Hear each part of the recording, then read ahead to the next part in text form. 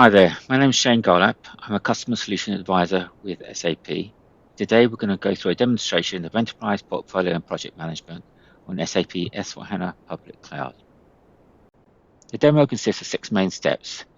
We'll begin with reviewing a project, then we'll look at resourcing and timesheeting, then we'll purchase some materials and services to the project, followed by carrying out some sales order billing, which will lead to revenue recognition.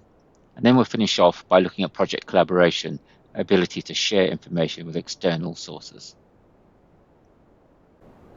So instead of creating a project, we'll start by reviewing a project, and we'll look at the project header details, the project plan, how we can manage the planned costs of the project.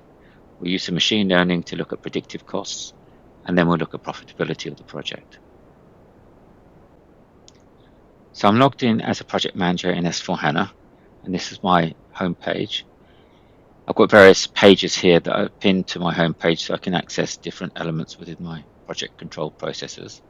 Beneath here are some app shortcuts to various apps which will enable me to carry out functional capabilities within my business processes. And below that are some KPIs and charts. I can access these charts directly here to go into various elements of the projects, or I can go into a particular dashboard or an overview page. For example, here's the project manager overview page. And that takes me to a mini dashboard showing various cards, giving me different KPIs and analytics. And if I wanted to pin one of these to my home page, I click on the little icon here and select Add Cards to Inside. Let's go back to my home page. Let's start by reviewing a project, and I'm going to go into my card here for active projects, and I'll click on the high-risk projects. This takes me to the Project Briefs app, and here we've got a construction project which we're going to look at, and we've got some costs accumulated already on the project, and I can go into the details of it and look at the project briefs. Now here you can describe the project in a lot more detail. You've got plan dates, end dates and start dates. You've got different status codes that you can edit and analyze, and milestones as well, and project costs, and we can look at that in a bit more detail. And beneath that we've got the resources we've assigned to the project. We've got a project financial controller, a steering committee member and a team member. We've got a link to related objects, and I'll come back to that later when we look at project collaboration. And of course you can have attachments and various notes on a project. So once you've got your project header, you can set the status here, initially from created to released, then to completed or locked, and you can use workflow to control the governance of these status changes. Now let's go into project planning. If I click on related apps and go to project planning, this is where you can build the work breakdown structure of the project. It can be single or multi-level to whichever structure of detail that is required. And you can associate start and end times, responsibility cost centers, and various other bits of information, including related documents such as demands, maintenance orders, purchase orders, and sales documents. And we'll come to these shortly. We provide hyperlinks to each of these documents. For example, if I look at this purchase order link here, it takes me directly to the purchase order. I can see it's for some materials for 10 pieces. I can go through to the details and look at the process flow, the transactions that occurred. And we can see it started off as a requisition. This is the purchase order we're in. You can go down to the goods receipt and then drill down to the supplier invoice if required.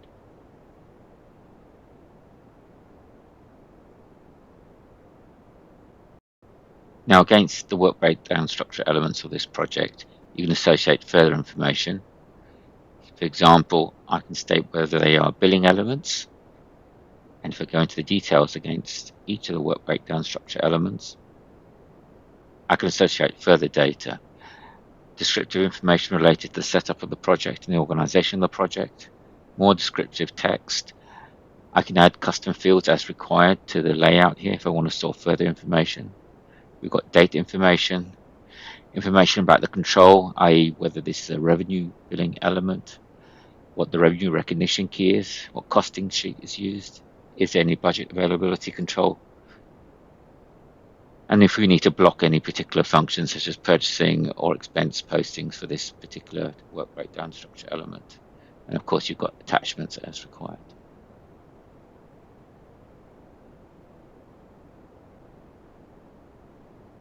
If I look at the related elements here, the next part of managing the project is to put some project costs or revenue against the project. So let's go into the project cost report. And let's open up our project details. And you can see the work breakdown structure opening up here. And against each of these WBS elements, you can set up plan costs. And then as the time progresses, when you book actual transactions, you get some commitments, actual costs, and variances being posted. Now against the plan costs here, you can have two categories, and each of those categories can come from different types of planning costs. We're just using the plan costs here against plan category 1.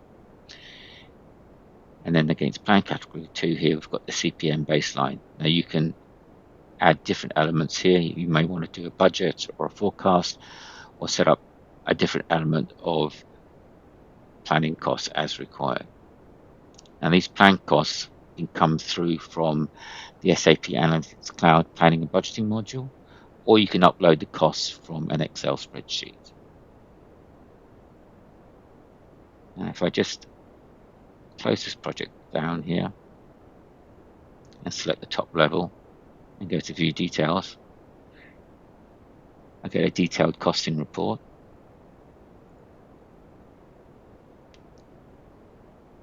And this gives you a chart of the cost profile. And I can expand that here, and you can see we've got the cumulative planned costs in the global currency here in green, and we've got some actual costs coming through in the blue here.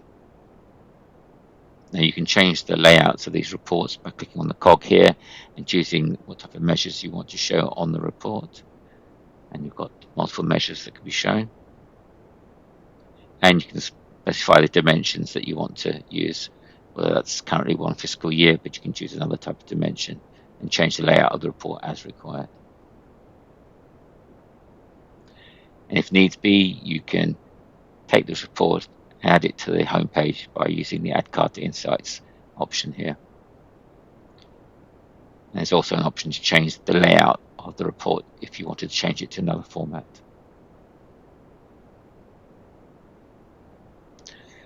In the lower part of the report, we've got the details. So I can just open this up here, and you've got the detailed transactions on the report. We've got our planned costs coming through here, and we've got some actual costs coming through as well, which you can see here. You can change the layout of this report as well. For example, we can click on the cog again, and these are the fields that have been selected for this report. Let's scroll right down here and select the work breakdown structure description. Let's add that to the top of the report, down one level. Let's take the order ID off the report, and seeing as we're only using plan costs category 1, we'll take the plan category 2 out and select OK. And that's reformatting the report for us. And say let's resort the report by WBS element, and we'll go ascending.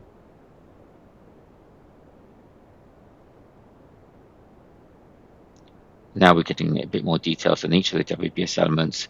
We can see the plan costs coming through. We can see some actual costs coming through as well, based on the cost components that you loaded the plan and the actuals against.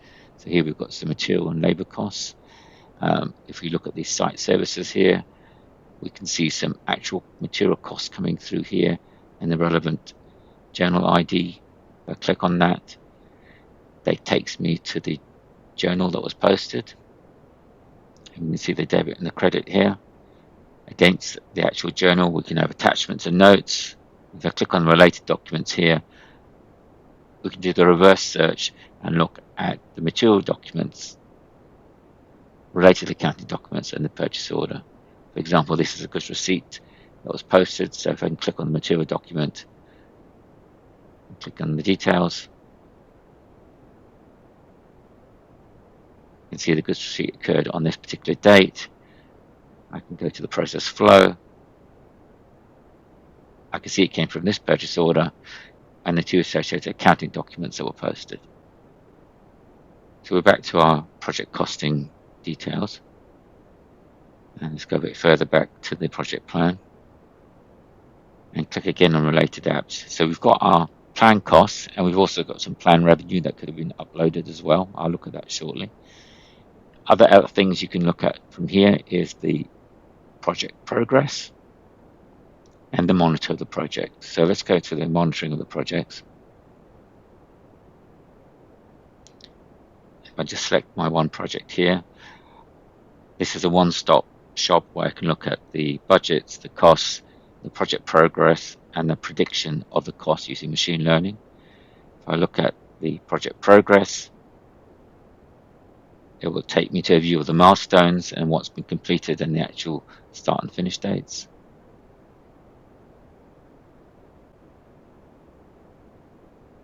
And if I want to, I can use this predict cost element here to look at the machine learning algorithm to predict the costs. Let's look at that in a bit more detail and go to prediction details. Now this is heavily reliant on similar projects in the system that are close to this project in order to do the prediction. So this particular example is not very good. We've got some actual costs here and we've got the predicted costs showing quite a big difference. Its predicted cost elements here that it used were labor, travel expense, and other. And if I look at the cost component details here, we can see it tried to predict some labor costs here, which are not close to the actuals or the plan. And we've got some material costs as well, and some travel expenses. And we can see why this is not very good from a prediction perspective.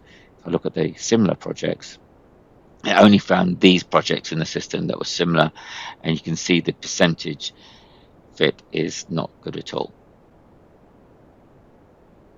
Next, let's look at the profitability of this project. So I actually did load some revenue against this project for planned revenue. So let's go back to the main screen on the header in our home page. And I'll go to the project control financials. And we'll look at the P&L of plan and actual. This is another type of reporting capability where you can have different dimensions on a report and create a pivot table of different columns and rows. Let's look at an example that I've saved already. So I'm just going to select my planned revenue report. Click on Go. I've already selected some columns and rows. So let's actually look at the detail of the report here. I'll maximize it. And I've got two ways of looking at the detail. Let's start by looking at the profit only.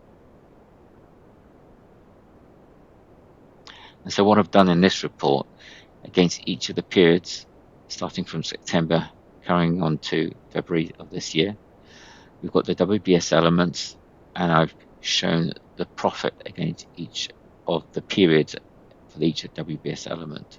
And you can see here against staffing costs, we've got a revenue or profit of 1,000. And if I go further down here, we can see the total profits. Scroll across here and we can see total profit of 82,000 on this particular project. And you can view this report directly on the screen here. If you want to make it easier to see, you can zoom in and you can see more details of the report here. And also if you need to see it in Excel, you can export it here to Excel. Let's zoom back out. And to look at more detail of how that profit was calculated, say on this 1,000 against staffing costs, I can look at a different version of the report where I look at the cost and revenue by WBS element. I'll select that. Scroll across here to the top of the report here. And here we see the same WBS element, except I've broken it down by the GL accounts, which I've set up for revenue of 13,000, for example. Here I've got materials for 10,000, labor of 2,000, and of course you can break this down to as many different GL categories as required, and you can see the profit here of 1,000. And of course you can see the complete breakdown and details against the columns and the different totals as well as you go through this report, with the total profit of 82,000 again shown here.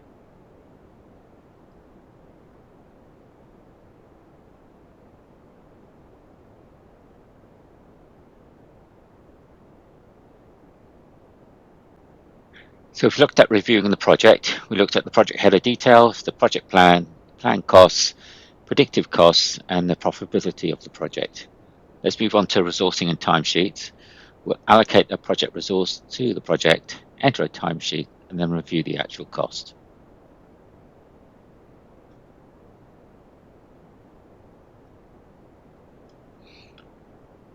So let's go into project procurement.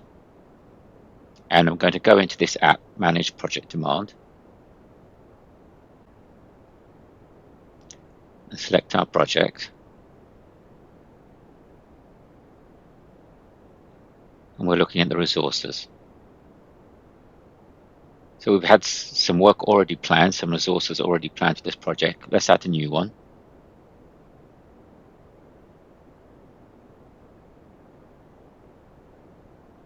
We'll call it additional labor.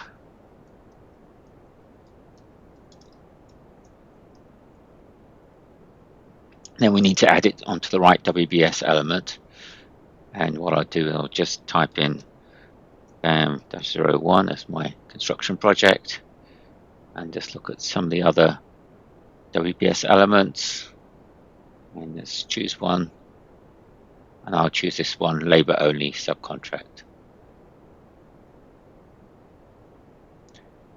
The system gives it a demand ID.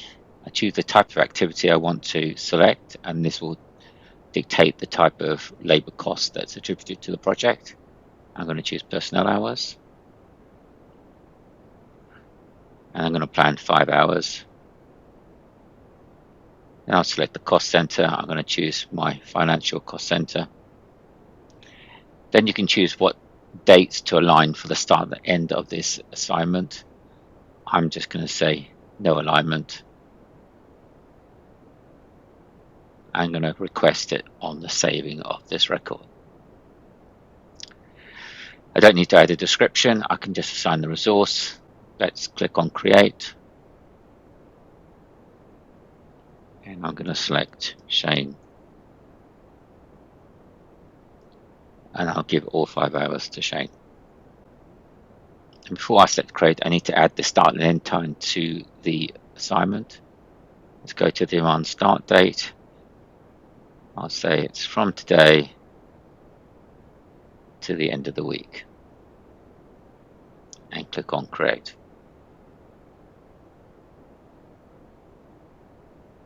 So now I've assigned this individual Shane to the project. He's going to be able to see this entry in his timesheet application. So I'll switch to the user Shane. This is his user. You can see it's Shane's menu. And he's going to go into the app, manage my timesheets. And you can see the WBS activity entered into the task list here for Shane. And he's planned 5 hours. Let's select this task and add the time to Wednesday. We'll put 5 hours. Now we can save and submit this, and if you had workflow approval control, this can be approved by the relevant managers required to approve this task. In this case, I've set it to auto approved, so I'll just save and submit.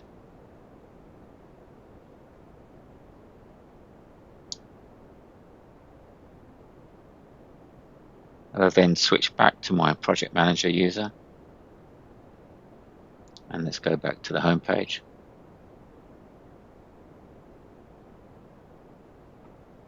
and we want to look at the costs on this project to see how those costs have come through for the timesheet entry. So let's go down here to my analytics again, go into the high-risk projects,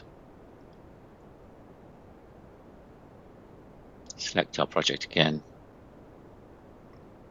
go down to costs, and I'll go into the project cost report from here.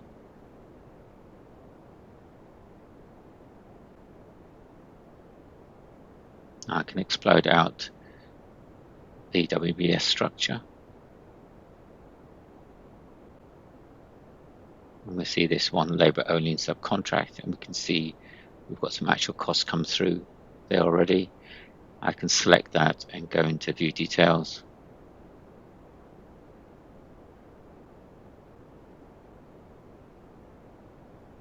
You can see the labour transaction here. I can actually drill down into it and look in a bit more detail. And you can see the journal transaction that's been posted. If I click on related documents, I can see the transaction came from a cross-application timesheet entry. So that was looking at allocating resources and booking time to a project and reviewing the actual cost. Now let's look at purchasing of materials to a project. We can create a purchase requisition, convert the requisition to a purchase order, carry out a goods receipt, and again review the actual costs. We can also book some services for external service entry as well by filling in a service entry sheet. So let's go into project procurement, and I'll go into manage project demand. And we'll select the construction project that we're working on.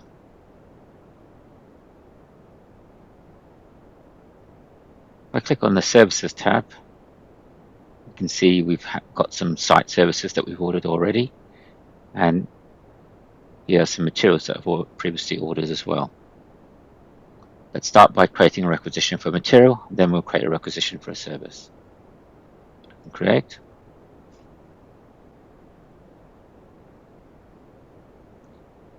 Enter a demand name. I'll call this site materials.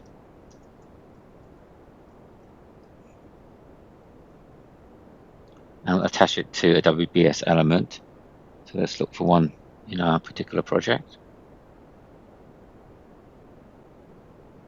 And we'll add it to site services.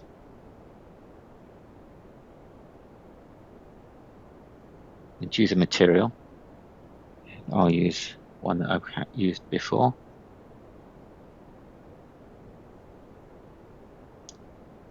Enter a quantity. Then choose how you want to set up this demand. Do you want to align it with the start date of the WBS element? In this case, I'm going to choose no alignment. And I'm going to put a demand date of the next day. Now you can have different types of demand for material. We can have non-stock materials. We can have direct materials for projects. So you can raise a purchase order directly for stock, and then you do project stock here, and you can also associate this with manufactured planned independent requirements as well. I'm going to choose to request it on save. I won't add a description. Let's choose a supplier. And you don't necessarily have to put one in at this point if you don't know who the supplier is. Now you can choose a purchasing price and as a purchase info record here if you have one. If not, we'll add one in later on. Or a purchase contract. Let's choose the purchasing organization.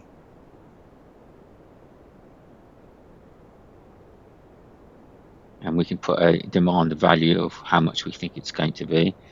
Let's say it's for 500.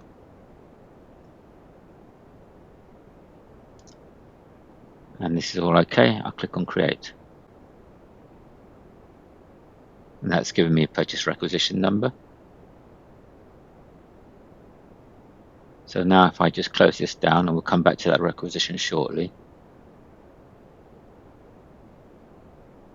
And there's our requisition number here. Let's go and do the service demand requirement as well. Click on service, create a demand. This takes me to the screen for creating a demand for a service. And we'll call it site services again. Attach it to a WBS element. We'll choose this one, site services. And you select the type of demand here. We're just going to choose an ordinary service. And you need to give it a service material code. In this case, also specify the hours that you want to plan for this external service. And let's go for 10 hours. Again, we choose the alignment, and I'm going to choose no alignment. And give the demand start date of today, going through till tomorrow. And the demand status, again, request on save. I won't bother with a description. We need to know the supplier again, purchasing group, purchasing organization, any pricing information that you're aware of. We've got evaluation prices come through automatically, although you can change that on the purchase order as well. And we'll click on create.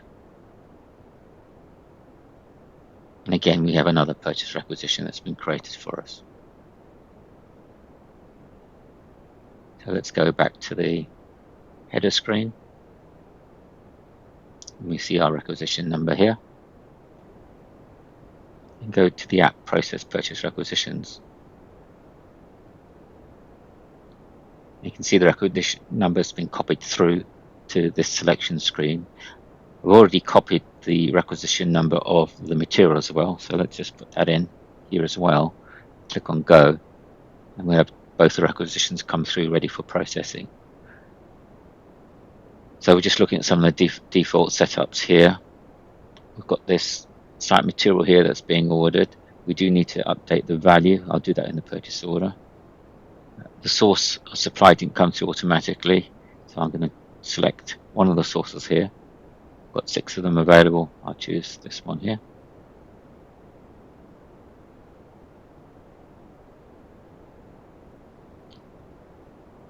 Then I'll select both of them and create a purchase order. And click on save here to create my purchase order line. This has given me a purchase order number here. We'll come back to that shortly. Click OK. Then it wants to create the additional purchase order for the material. Click on save. And we've got another order number. Now I can use the hyperlink to go to this purchase order, and then I'll go into the hyperlink for the other purchase order afterwards. So here's my purchase order for the quantity of 5 for the material. I'm just going to edit this. So I'll click on edit.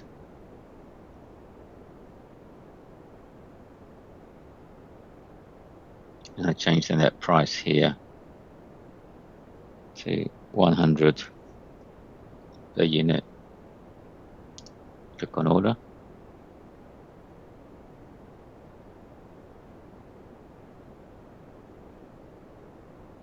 And the workflow will kick in to send this to approval, which I've set to auto approved, so it should be okay for receipting. Let's go to our next order now. So the status now changes to sent. Let's go back to the main menu to find the other purchase order we created for the services. Now I can go into an app called Manage Project Procurement. So this is the procurement just for the projects. Let's find our construction project.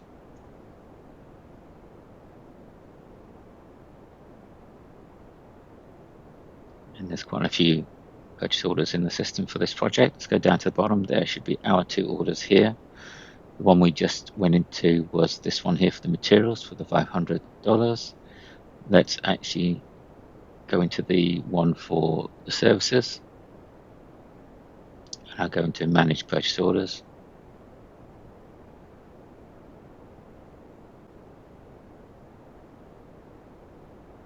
and we're down the line item level. Actually, just go to the header level here. You can see the status has already been set to sent for the 5 hours for the service materials for a unit price of $20, giving a total net value of $100. Again, you can edit this here and change the price if you want to do it before sending it off and sending it out for approval if required. So the next step is to do the receipt of the materials and do a service entry sheet for the services. Let's go back to the main menu. And let's do goods receipt for the purchase order. Enter or scan the PO number, typically off the delivery document.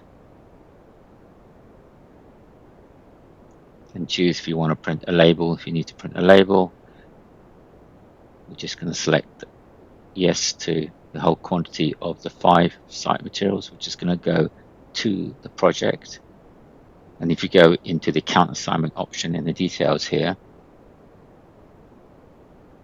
click on account assignment, you can see that it's linked to the site services WBS element for this project definition. And we're just going to select post. Now we've got the goods receipt that's happened. Let's click OK. Now let's do the service entry sheet for the services purchase order. We have to manage service entry sheet. Then click on create. Give it a name, new service entry sheet. Reference the purchase order. Enter the date. Just select the quantity that's being receipted here. So it's just one of this line item. Click on add. And let's put the goods receiving date in as today. It's expected 5 hours to be posted. Let's go and confirm that by going into the details. You can see the stated quantity here. I'm going to put that to be 5. I'm going to set the date, and I'll set the date to that it all happened today. And if you've allocated a service performer against the supplier record, you can pick the individual that did the actual work. Let's pick Dave Derry. And again, below, if you wanted to see how this was coded against that particular project, you can go into the account assignment details here. You can see the WBS element linked to this particular entry. And as we're happy with that, we can click on the fact that this is a final entry and then click apply. And then click on create.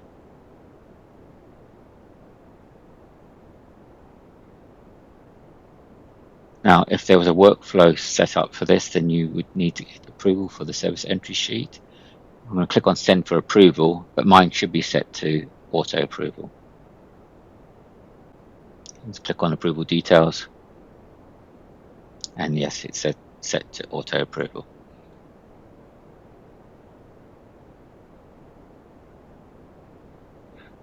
So we've confirmed the receipt of the materials and the service entry sheet for the external services. We could also post the invoices, but in this case, we'll just go and look at the costs that have been updated at this point in time against the project. So let's go into my home again. Let's select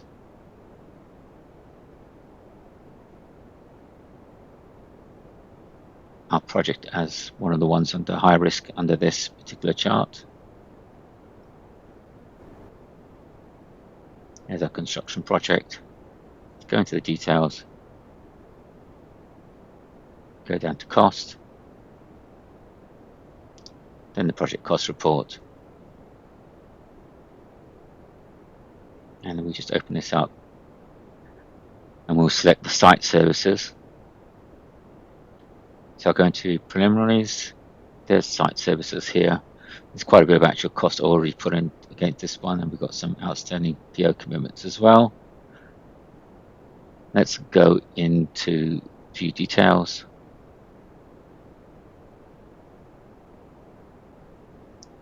And here's the report at the bottom of the screen here. Let's open this up. Now we see some transactions here for the 8th of February here.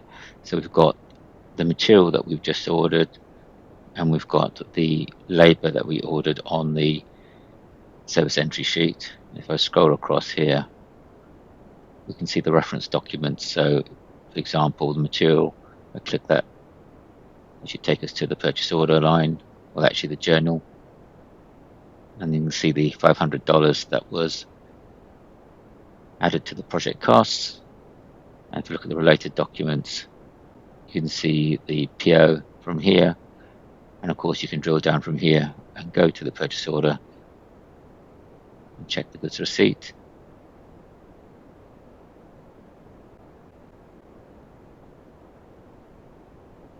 You can see the requisition, the purchase order, and the goods receipt. And of course, you get the supplier invoice if you went through to the accounts payable option for posting the invoice.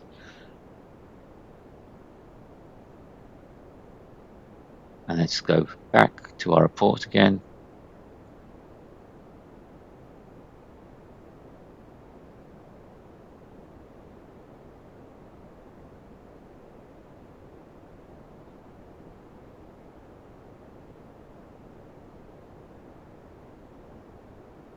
And just scroll to the bottom of the report again, and then we can see our labor here for the $100. Again, that's been associated to this purchase order, which should be the same purchase order that we created for the site services as well. So just double check that. I won't go into the details of it, but we can see the PO number, which is the same PO number.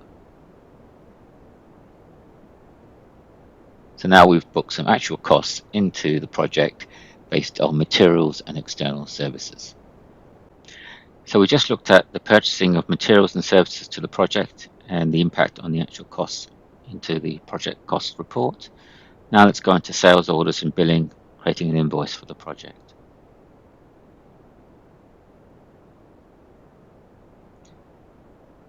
I'm just going to go into sales processing and manage sales orders. Click on create to create a sales order. Choose the standard defaults here. Now we need to select the customer and choose the customer that we've allocated to our project. It's this one here. Give it a reference.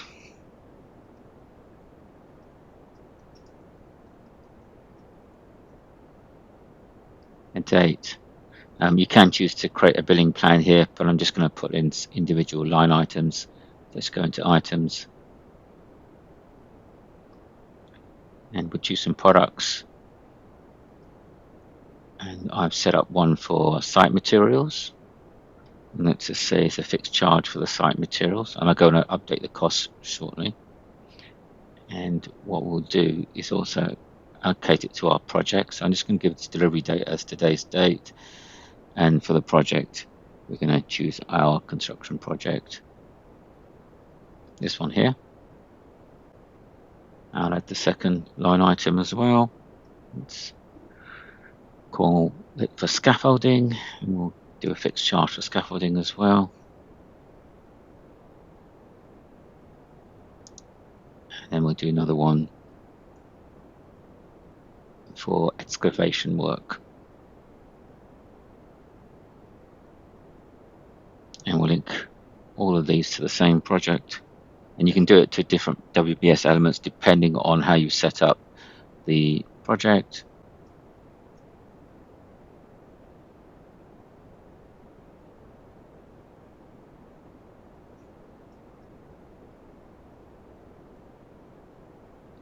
Now I'm going to adjust the net values.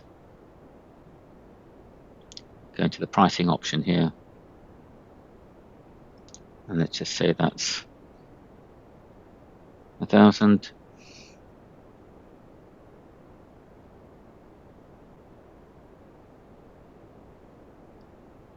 And again for the next line item,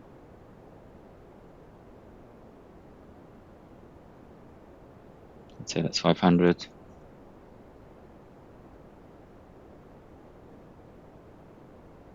And then lastly for the scaffolding,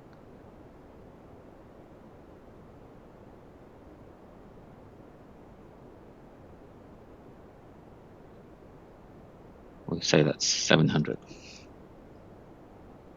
And apply. And we've got a total net order value here.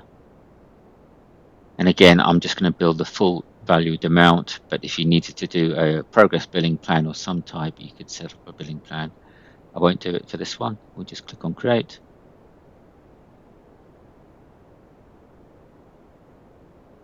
And then there we have our order number 399437 for site materials, scaffolding and excavation work on the construction project. So now we need to generate a billing document for this. Now go into create billing document. Enter the order number that I want to create the invoice for.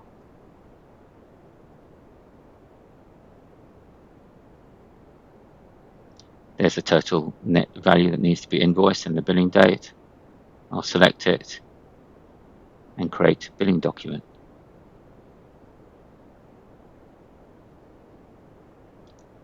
This gives me a temporary record for the invoice. If I click on save,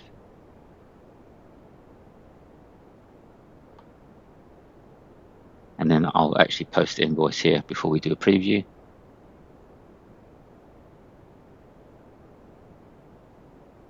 So the invoice is posted now. You can see a process flow of the sales orders to invoice, and then the general entry needs to be cleared. Let's click on preview. And here we have a copy of the invoice. Again, you can adjust this layout using the Adobe Lifecycle Designer and add further details as required.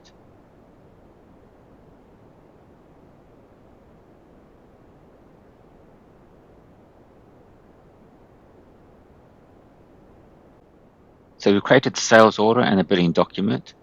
Now let's move on to the revenue recognition and have a look at the profitability of this particular project.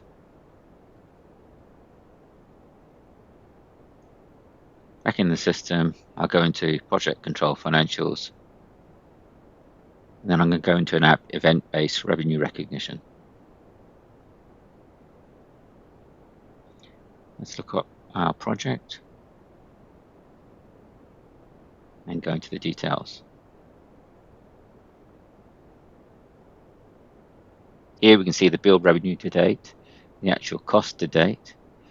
There are some revenue adjustments that have been made, no cost of sales adjustments, and then based on the revenue recognition key, we've got the recognized revenue and the recognized cost of sale here, and therefore the recognized margin.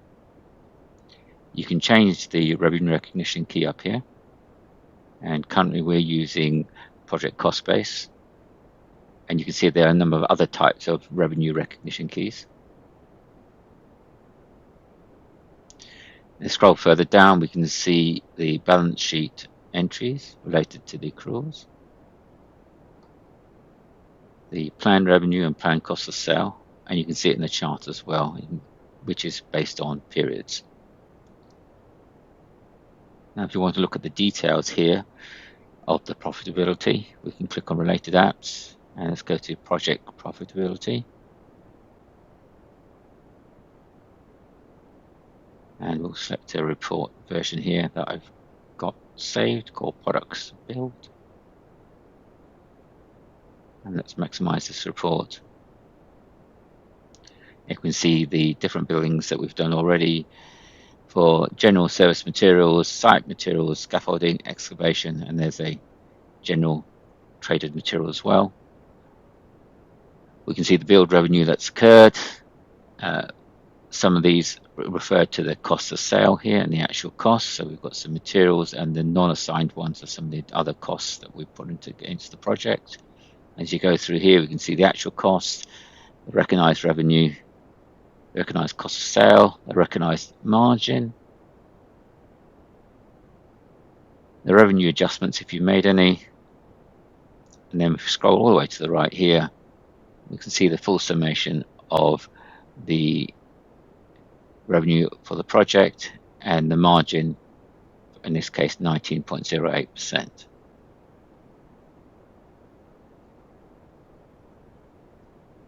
Other options here, if you needed to, you can revalue the project and you can simulate a revaluation based on the revenue recognition key, and you can decide to post it if you want to do that. And if you need to understand the calculation, you can go into explain simulation. And then you may need to enter a temporary adjustment if needs be, and you can enter your adjustments here and post them.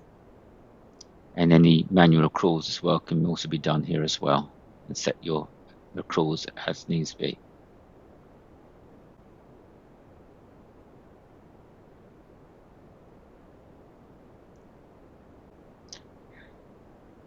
So we just looked at the revenue recognition of this project. Of course, if the project wasn't revenue based, it could have been an asset under construction, it could have been a investment project or an R&D project, so you wouldn't have the revenue recognition. In that case, you'd have a settlement of the project costs. Let's move on to the final stage of this process flow, and we're going to look at project collaboration. So this is an add-on that allows you to go to SAP's Cloud for Project solution for project collaboration, where we can share information with external sources and use the system to do various things like logging issues and tasks, as well as sharing the project plan, sharing documents, and then viewing a BIM model using the digital twin option.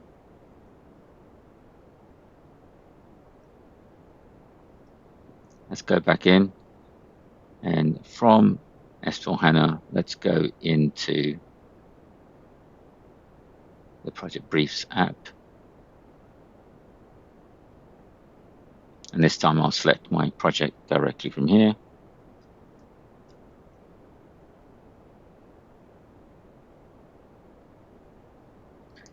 And go directly to the Project Briefs app. And we go down to related objects. And here's a link to the SAP Cloud for Projects.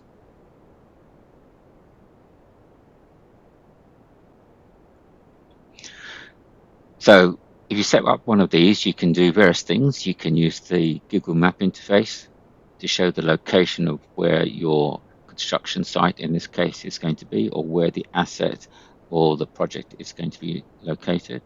And of course, you click on Show a Map here, and that takes you directly to Google Maps.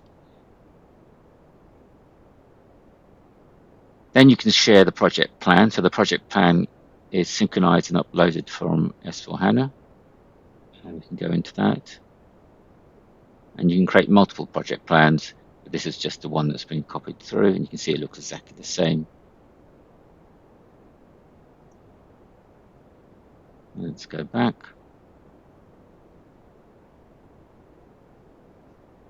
And the other things you can do is manage documents, issues, and tasks. So let's go and look at issues to start off with. And we've got various categories of overdue issues and ones that have been issued to me. Let's go straight into manage issues. And here you can create different types of issues. So we've got risks, standard issues, change requests. For example, let's create one. New project issue. And here you can see the different types. We can have just a standard issue on the project, change request, a risk or an opportunity. So let's say I'll create a project risk, state whether it's confidential or not, what type of category, and it's to do with construction, who's responsible, and we'll just say it's Oscar, give it a priority, due date if required, description, and let's select create and open. Then we get taken to the detail page here, and you can associate various other elements to it. We can edit the main information here, and we can add Information to do with location and tags for searching, so you can search on a certain tag. Edit description, of course. Further down here, we've got a risk profile, so I can click on edit here and say what the impact is going to be. And let's just say it's going to be a project delay. The time frame of occurrence, let's say it's in the near 1 month. Impact on the financial loss on the project.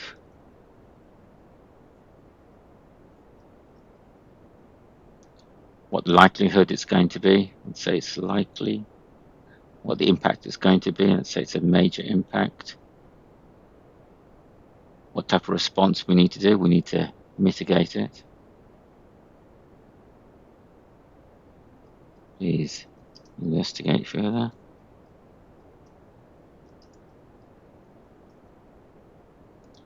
Mitigation costs if you need to put one in.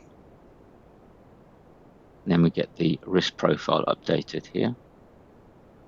And you can also associate this with the digital twin, or you can create one of these issues or risks from the digital twin. Here you can add further notes and tasks. So if you want someone to do something now about this, you can add more notes, as much notes as you want, and you might want to create a task for someone. So click on create.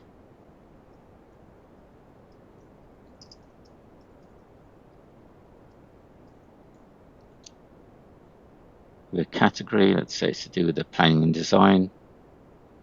Again, we'll assign it to Oscar again. Give it a high priority. And then we can allocate a date for this task, a start date and a due date. Let's say it's due the following week. How much effort is required? Let's say it's 10 hours. And then we can create and open the task. Let's just create it to begin with.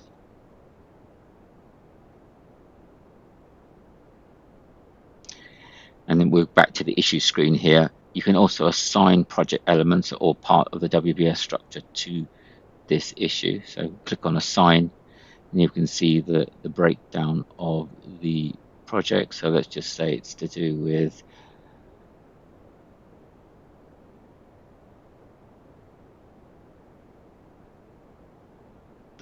the direct works here.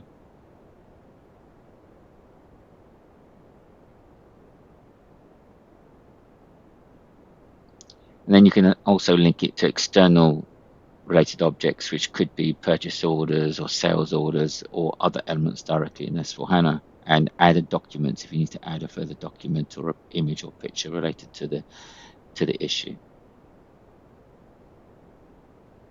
And let's set the status now either to one of these. Let's just go straight to in process.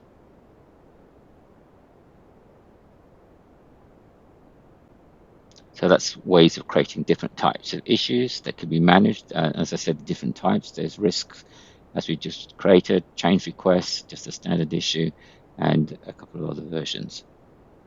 And you can do filtering here of the different types of options if you want to change what you want to filter on to search for the right issue, and you can use tags as well and to search on.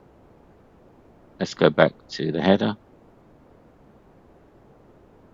and scroll down to tasks. So here we can see the tasks that we've created, some of the old ones and the one that we've just created now, and you can see yourself what your task list is and what you need to follow up on.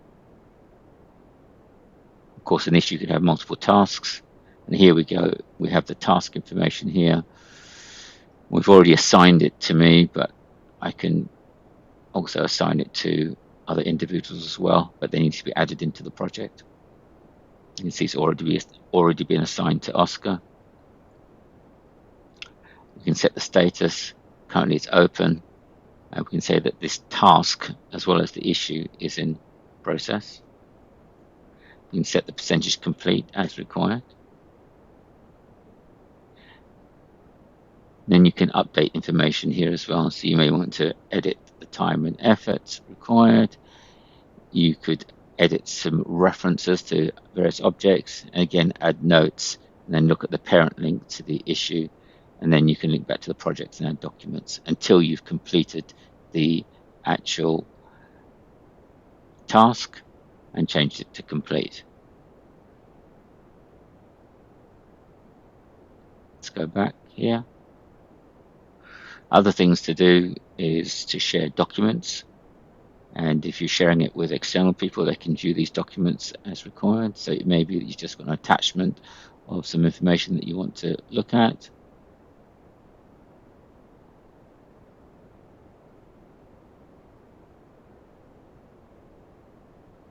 And then the document will download. I won't view the document. And if I look further down here, we've got this other option to look at the digital twin. And the digital twin uses an import of an IFC BIM model. So let's have a look at some of these. Let's go into this one here.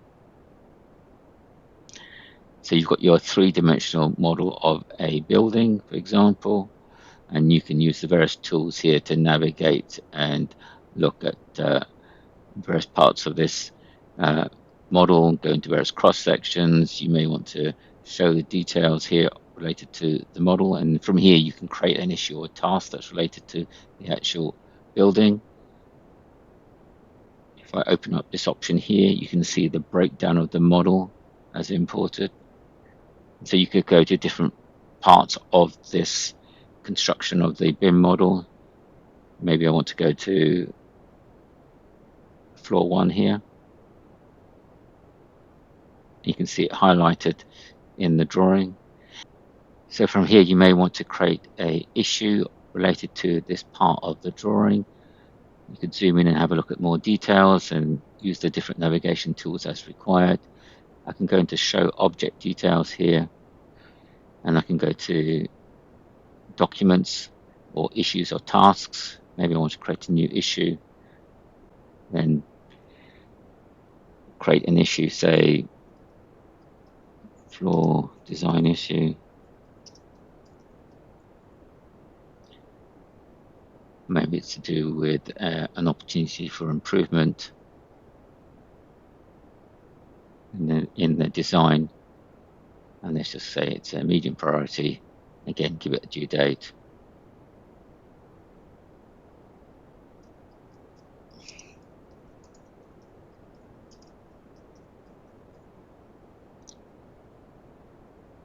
And then you have another opportunity or task or whatever you want to create related to that part of the digital twin image.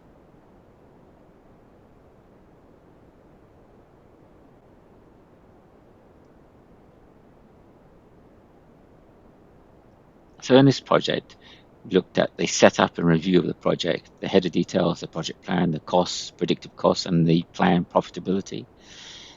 Then once we released the project, you were able to book resources and time against the project, followed by purchasing of materials and external services.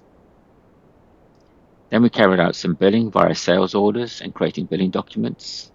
And then for revenue-based projects, you're able to look at revenue recognition and the profitability of the project.